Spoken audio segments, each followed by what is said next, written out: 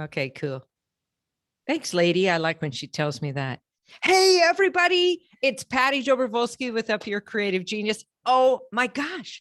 Today I have dolphining here. Julia Johnson, the amazing Julia Johnson, who most of you follow on Instagram, but if you don't already, you got to follow her, dolphining. She is transformation in amazement. Like it's just like you changed everything. It's so cool to see you and have you on the show. I can't wait to hear all the tips and tricks that you're going to share with us about how you were able to shift your mindset and shift your life. So welcome to the show, Julia. Glad to have you. Thank you, Patty. It's so nice to be here with you. Always fun, always fun. Oh, fantastic. All right. Well, I want to start off so people can get to know you a little bit. Tell us your story, really, tell us about you, from whenever in your childhood up to now. What happened to you and who are you? So we get to touch and feel you even through our audio. Yeah. We all have a life story, and mine was not, I didn't think so unusual because I lived through it. But after you live through certain things and realize, wow, I survived that. Yeah. And other people say, wow, you survived that. So what I survived was childhood diabetes. Oh, wow. Diagnosed at age 11. And I was a very brittle case, which meant my blood sugars were very hard to control. Plus, this was in the 60s, where children who got diabetes, there wasn't a lot of diabetes research, and it was considered an old person's disease. So I took one insulin shot a day that was supposed to cover me for 24 hours of activity and food. And, kids run around a lot, and I was a very active kid. Well, I got complications starting at like age 25. My kidneys started to fail. Whoa. In my late 20s, I started to go blind with diabetic blindness. Oh my gosh. And I had nerve damage and all these things. I mean, my hands were like claws, and I had black floaters in my vision. And, by the time I was 30, my kidneys were like failing, and the doctors had warned me I was headed that direction, but I was just like, I mean, it seems so far away. Yeah. You're in your 20s. You're invincible, right? We all are in our 20s. Yeah, exactly. Exactly. I just thought, well, one day. That's and right. We always think of old as being like, well, in our 80s or whatever. It was kind of that way off in the future. I don't have to deal with it now. But yeah, by the time I was in my early 30s, the kidneys had failed, and they said, you've also got heart disease, and we are going to recommend that you get a kidney transplant. Otherwise, you'll be on dialysis with diabetes, and that's going to be maybe a 5-year lifespan from now. So wow, that is crazy. Yeah. I wasn't going to live to see 40. And wow, they were doing experimental pancreas transplants for their diabetic patients that needed a kidney. And they told me the risks involved. And of course, my husband and I went in and talked to all the specialists and all the teams. And he basically said, it needs to be your choice. But the risks were that I could die before, during, or after the surgery because I had heart disease. And I just thought, I don't want to live with diabetes anymore. I mean, I can get a new kidney, but I can't live with this disease anymore. Wow. It was just eroding my quality of life every year. And so I decided I'll risk it. I'll do this experimental double organ transplant. And oh my as God. We can tell, here you are today. Woo! All right. It worked. That is so well. And that was 30 years ago, Patty. Wow. 30 years ago. And oh then, my gosh.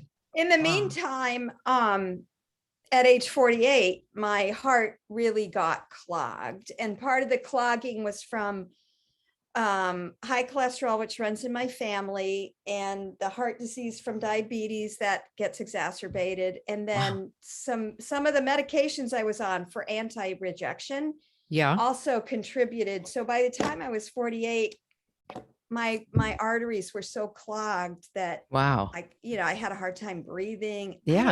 I didn't want heart surgery. Yeah. Because they actually saw you. Oh, I just I didn't know. want I it. remember at that time you got sawed open. They crack your ribs and open you up, right? Yeah, it's just, and then Oh, another human handles your heart, which actually causes depression in people for a couple of years afterwards. But I oh, wow. had, That's crazy. So when yeah, somebody holds your heart, it causes depression. for about 2 years afterwards. What do you think that's about? I mean, that Well, is like insane. that's your most intimate sort of physiological connection to your spirit, I think, is your heart. Wow. Wow. That's And crazy. um there's been studies that have shown, for instance, men that are heavy drinkers or Yes. drug recreational drug takers, I guess you would call them, Users. users, yeah, if they end up having a heart attack, going into the ER, and the doctor's like, we got to do a bypass right now. When they wake up, they are psychotic. And there is always a psychiatrist on hand to handle those patients, because it's so prevalent that, Wow. when you're out of balance anyway, and then Yep. somebody, but luckily I'm not a drug user, don't drink. So when I Wow. came out of, and I expected the surgery, these are men, patients that didn't expect the surgery, and then Right. all of a Right. But sudden you they were have it. ready. You went in for it, right? You Well, knew I that you're wasn't, I wasn't really ready. What happened was, Patty, was I kept putting it off, and I tried everything. I tried chelation therapy, which is supposed to yeah, yeah. clean Clean you out. your blood, which Mhm. wasn't going to work for me. I did Dean Ornish's heart healthy diet for a couple of months, and then one day, because I just didn't want to be, and have that invasive surgery. And Yeah. in my mind, I thought, oh, I can get around this. But Yeah. Yeah. I had an episode one day where I couldn't breathe, and I had to call an ambulance and go to the ER, because I was sure I was having a heart attack. And Whoa. I went into the ER, and I've told this story a couple of times. This is how other people help us.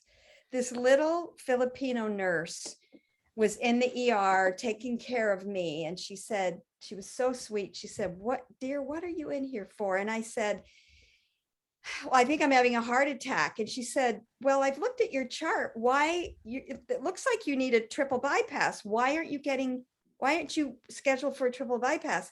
I said, I'm really afraid. I just don't want to have it done. And she looked at me and then unbuttoned her little nurse uniform to about here and opened it up. She had this like scar. Oh, wow. She's like, I've had a bypass. It's not that big a deal. And I'm like, she can do it. I can do it. So That's she right. That's right. changed me like that, just like Wow. boom. Wow. Isn't that amazing how people can do stuff like that?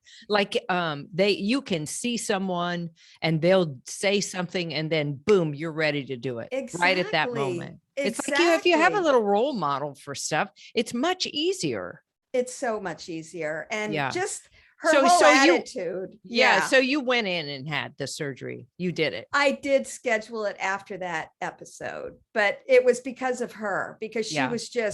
she was tiny like me. I mean, short, and she was Yeah. just so soft spoken. And to her, it was and everybody kept saying, a bypass is routine these days. And I'm thinking to myself, if you were going to get sawed open on your sternum, you think that's routine? Everybody says it's routine. It's not routine. Well, everybody thinks any kind of surgery now is routine. And I'm like, no, routine. Really, they're cutting you open and then they're doing something with some part of you. Right. And that's everything like that is invasive. It is. Yeah, it just it's is. hugely invasive. So you had the surgery and you survived, because here you are and you've got a beautiful scar, because I've seen it in your Instagram posts, all your scars and your fantastic body. So you did that, and then your health seemed to go great. And then what? Then what happened? I pretty much have maintained good health my whole life. I've always been athletic and active and ate well, but then you hit menopause and they took my thyroid out, and I just was having other adventures in life, and I didn't have Oh gosh. I didn't have like a working program that I Yeah. did in my early 40s, and I was really healthy and I was lifting weights, but blah, blah, blah. So 20 years went by living in Saudi Arabia, Mexico. And when I got to Mexico, there just something went off in my head. I was 62.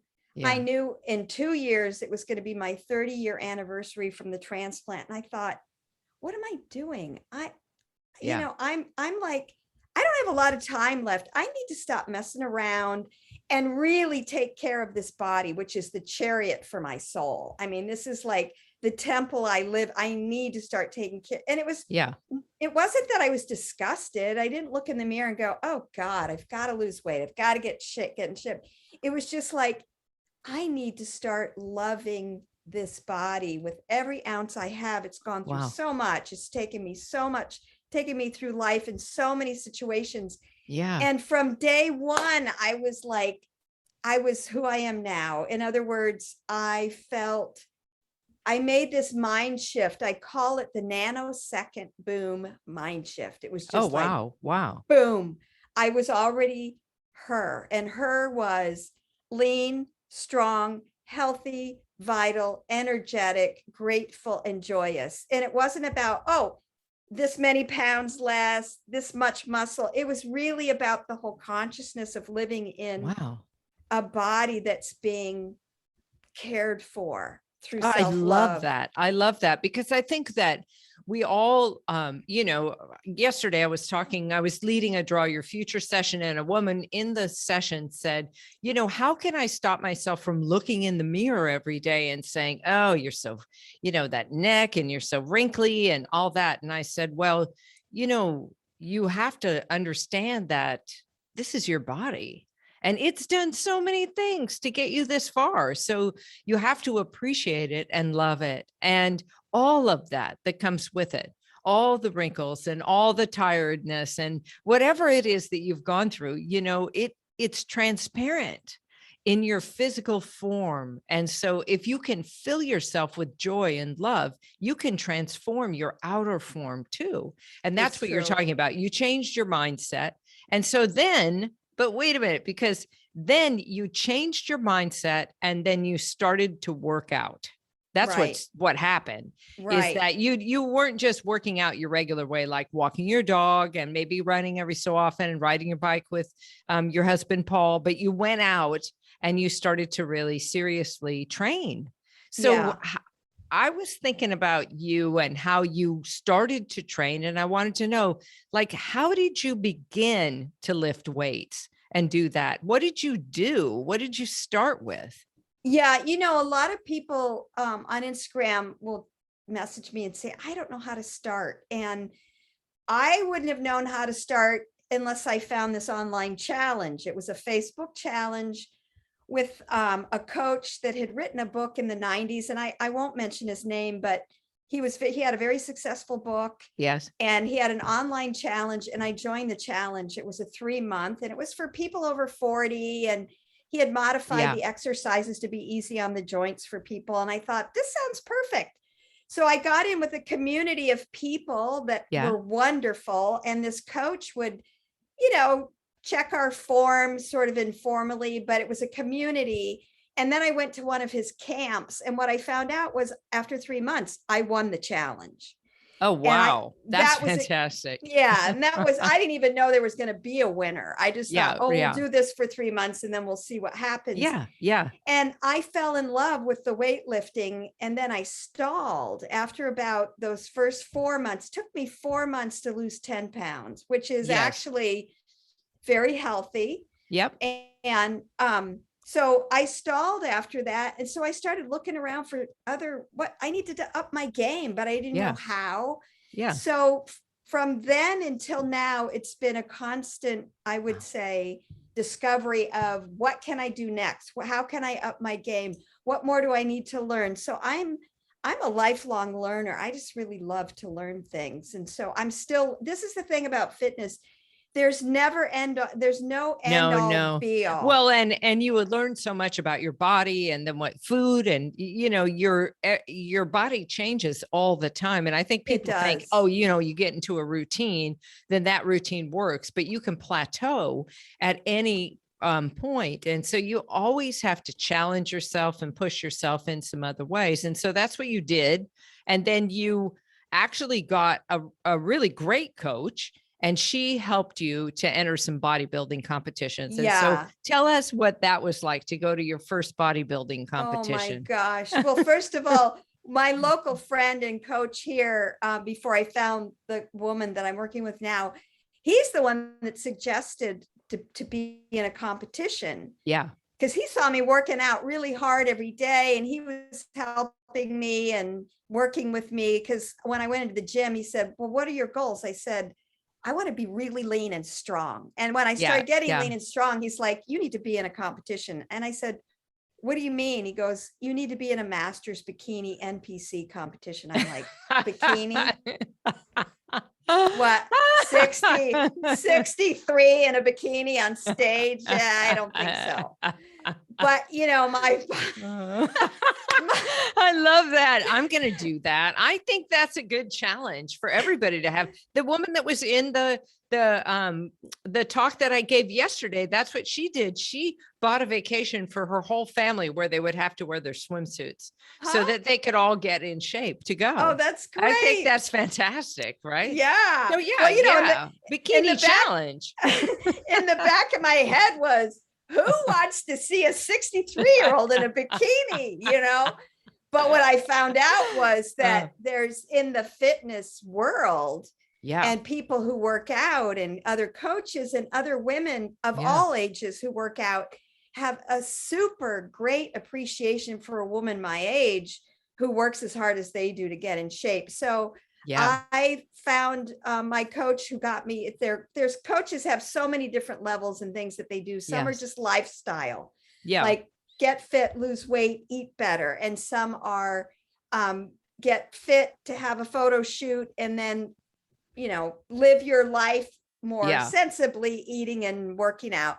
And then there's contest prep coaches, which is what she did for me. And that was amazing, Patty, because my body transformed in a way I never would have imagined. I saw some of those posts with you working these like little tiny muscles in there just with one particular way of lifting the weight. It's very impressive. You could see everything because what you do is you really strip away all the body fat. The body fat gets really low.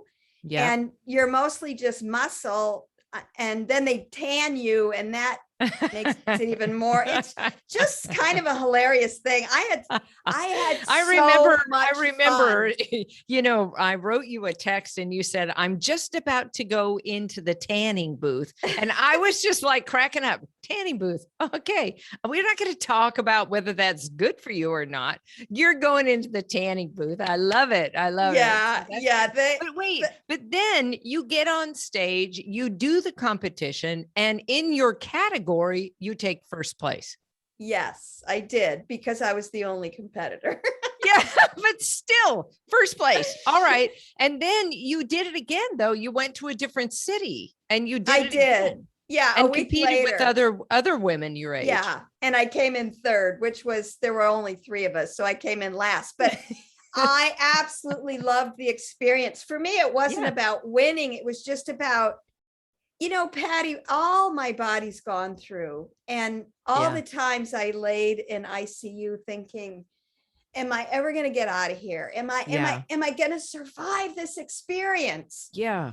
And then to be on stage with this joy of, look what my body, I wasn't proud of myself. I was proud of my body. Look what it can do. Yeah. And it was in the realm of just mind over matter, spirit willing, flesh having to obey. And it was such a triumph for me, and a triumph for my organ donor. And I was so joyous. It was such a great experience for me. It had nothing to do with being in a competition, getting a medal, getting a trophy. That's like, Yeah. that's just sort of the fun part. But Yeah. I mean, Yeah. the icing on the cake. That's right. Well, the part of it that I love is that you really upped your creative genius. You really tapped your creative genius, and it took form in your physical body.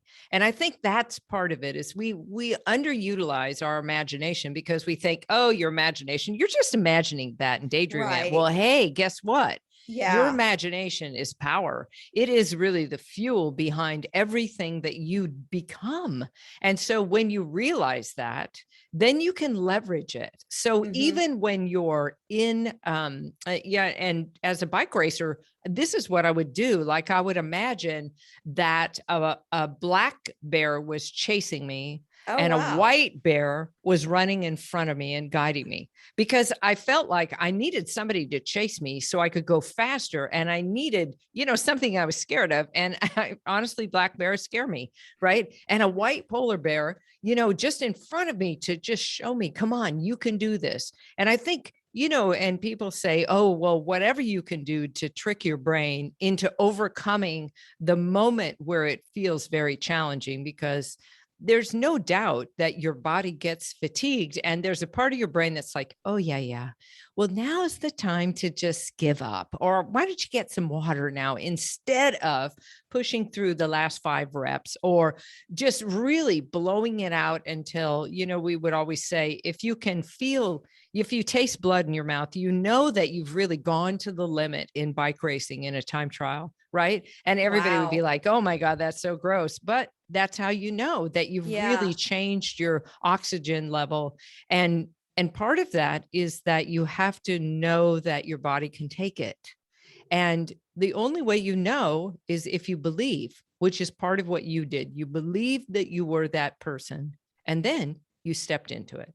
And Right. so beautifully, and so in such a disciplined way. But what was your day like? What's a day in the life of Julia when you're in this training state? What do you do? How does it go? You wake up and then what? Well, I always say day in and day out, day in and day out, because the consistent behaviors and repetitive positive actions we do, that's how we transform. And Right. I mean, I review my workout the night before and I just can't wait. Sometimes I wake up at 4 a.m. and I'm thinking it's too early to go to the gym.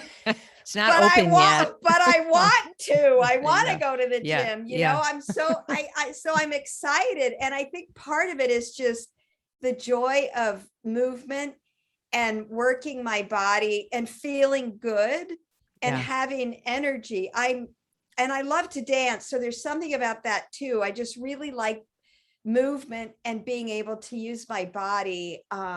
It makes me feel alive. And I have an important why. My why do I do this? Why do I get up every morning? And I'm just like, I can't wait to go to the gym. And some people are like, oh, I just don't want to go to the gym. I never feel that way. And it's Yeah. because I'm grateful to be alive. That's what Yeah. I am so grateful. Yeah. And Yeah. why do I get up every morning and go to the gym? Because I can. I do it for Yes. my organ donor. I do it Yeah. for, and now that I have a lot of, I don't know how this Instagram thing blew up, Patty, but I know, somehow, but you have so many hundreds of thousands of followers. well, It's not crazy, hundreds, but you've not got hundreds. thousands of followers. Yeah, like Thousands. 24,000. And That is insane. And that only just happened. That's the in thing. Is it in the just last happened? in the last 6 to 9 months. And I think it's because my story inspires people. If I can do it, they can do it. That's If right. And I I can think do it. that's right. And I think there are a lot of women that out there our age who are thinking, oh, life's over, or now we're on the downflow. Now I can just rest and relax and whatever. Well, yeah, but you have a service in the world. So if you haven't figured out what your service is, because even if you retire, you still are in service. to Right. life, right? And Right. so you got to figure that Absolutely. out. And you have Yeah. to be in service to yourself, to Right. who you are, and so that you love yourself. I think many of us, we spent so many years not really loving ourselves. We say we love ourselves, but we don't.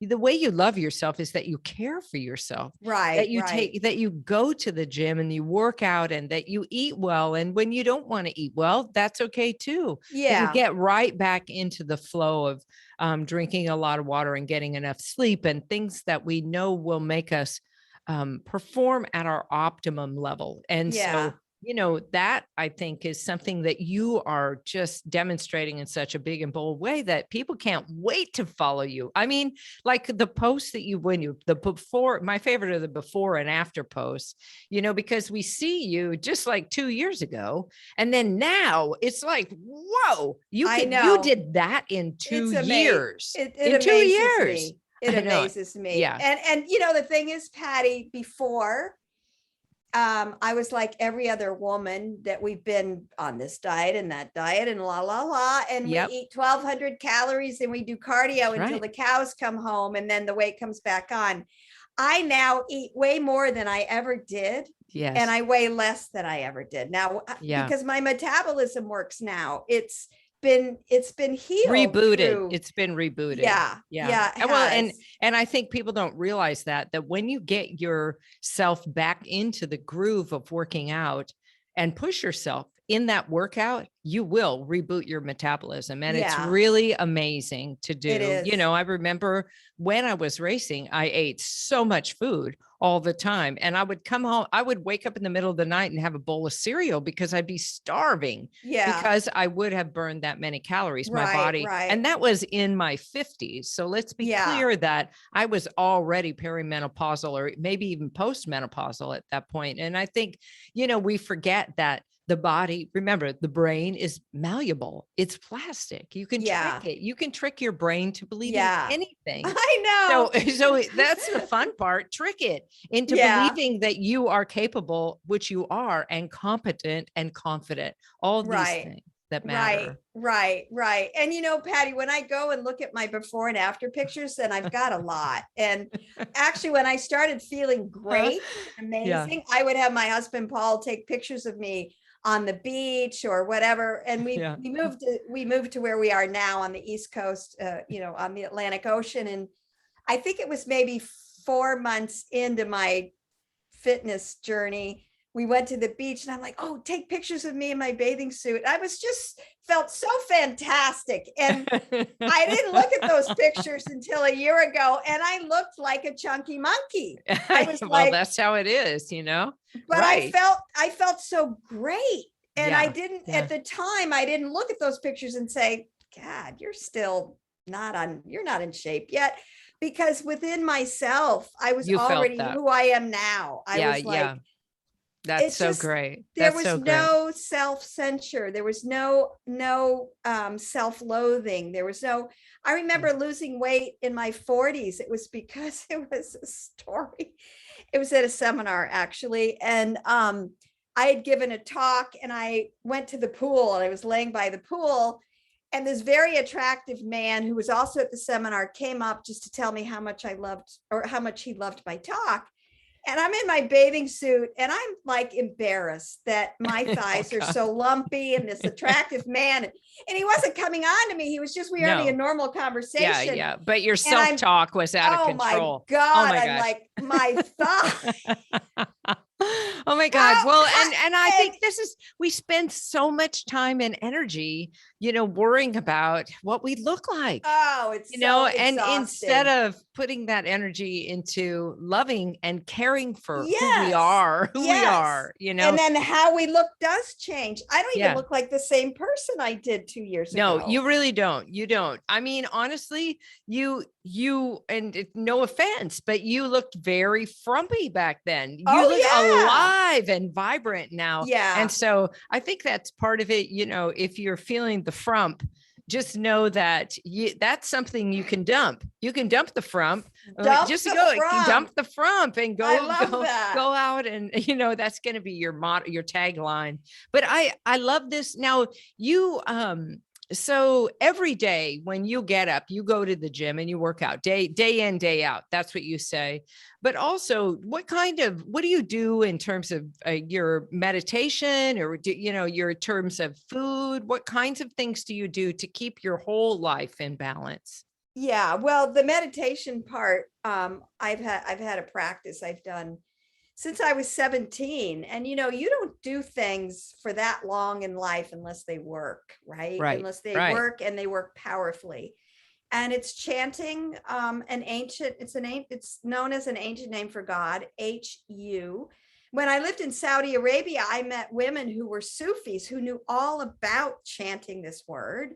Yeah. And I found out over the years that many religions and cultures are aware of this mantra, this ancient mantra. So I learned about it when I was 17, and I just sing it like most people that know about Om. Yes. You just sing Hugh, and Hugh is just in a long drawn out breath, like Hugh. And I put my attention Wow. right here in my third eye, or my where my imagination is, and I really try and empty myself of thoughts, and just try and fill myself with love, even Yeah. if I or gratitude. And it just takes me to a completely different place. And my next 24 hours is like this, very even, almost like blood sugar when you eat the right food. It's just Oh, that's smooth fantastic. sailing, I love and that. the other thing it does, Patty, is it clears out my thought stream. So we all know that if we look at the news, or we have a upsetting experience, or something happens, it's kind of like also just Yes. news itself, negativity. We're throwing junk in our Right. thought stream, and we get affected by that. And Yeah. so the Hue, when I sing Hue, this ancient mantra, what it does, it purifies my thought stream. It's kind of Wow. like standing on a bridge and watching my thoughts kind of go down. And sometimes there's a lot of junk in there. And then all of a sudden, with the Hue, it just becomes this crystal clear flowing water. And I feel very removed from worry and care, and things get surrendered. And I just feel like a new person. And that helps me stay positive, and also not fall into these negative traps of self-talk, negative Yeah. self-talk, or guilting myself. Or even what it's helped me do is build healthy boundaries around myself Wow. emotionally, for people even in my family that just where the relationships are toxic. So Yeah, I without love that. hurting, yeah, without Yeah. hurting anybody's feelings, or having some big, brouhaha, Yeah. it seems like chanting this word just gently opens these doors to a life that has meaning, where I can also serve. I really think it's why I have so many followers on Instagram, because I meant to share this. It's not a monetized Instagram.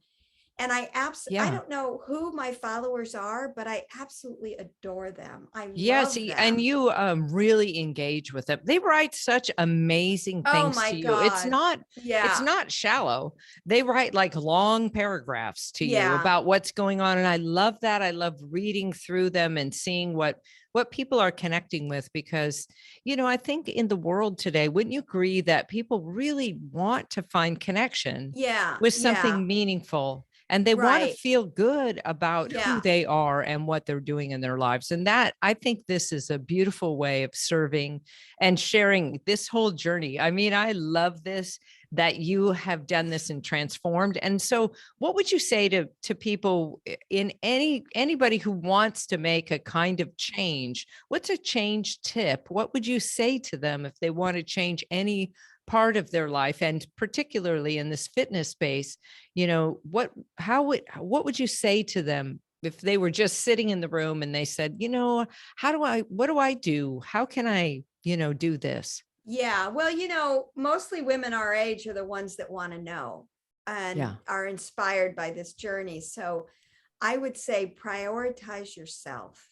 Just make yourself number one, because you can't do anything for anybody unless you take care of yourself first. And as women, I think we are taught and brought up to be the caretakers, and That's many right. women that are married and had children and Yeah. whatever, I mean, they're just motherhood. I mean, you and I, we've not had children except fur babies, but we have a lot of friends that have children, and Yes. it is like an incredible job. Yeah, And it is.